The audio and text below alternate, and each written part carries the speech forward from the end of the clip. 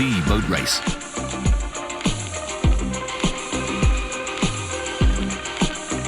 I think the most well-known ones are probably the rowing through the boat race, because I mean there's over 6 million people watch that live on the Thames every year. But still, Oxford and Cambridge stays very high in people's consciousness about competition between universities. Oxford against Cambridge, one of the oldest sporting events in the world. Created in 1829, it's been run annually since 1856, except during the First and Second World Wars. In 1877, there was a dead heat. In 1912, both crews sank. And every year, it still captures the imagination. The boat race is part of the nation's cultural fabric. But although it's a well-established tradition, this year there was a tweak, with a women's race run on the same day for the very first time. The university women had been competing since 1927, but always on a different stretch of water and on a different day. But now, in 2015, on that first race on the big London course, Oxford would take the honours.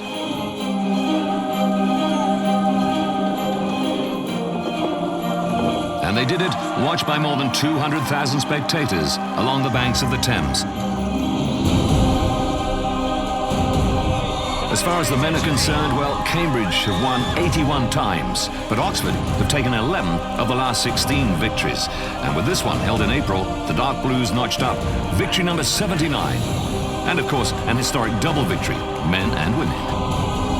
What a fantastic year. You know, for us, this is just the most wonderful day to mark this historic occasion.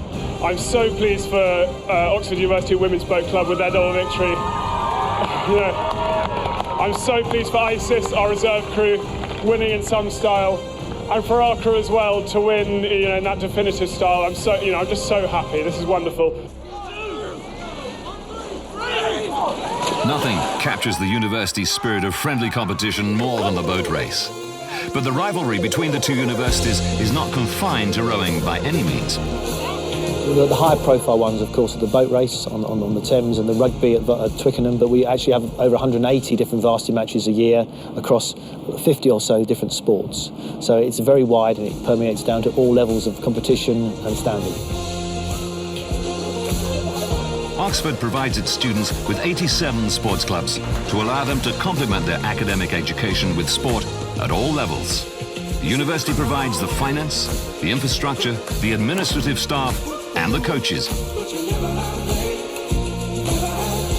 The students is 2,500 who play university sport, another 6,000 at college level. So it's approaching 10,000 people, I think, in all that take part in membership of the gym, the pool, or sport. So it's 50% maybe of the university population are involved in sport here. And yet, despite all the passion surrounding it, sport is certainly not a priority at Oxford University, and the students have to be aware of that. Je pense que la priorité absolue, c'est nos résultats académiques. The first priority, of course, is our academic results. So if you ever start to be less successful, then immediately tell us.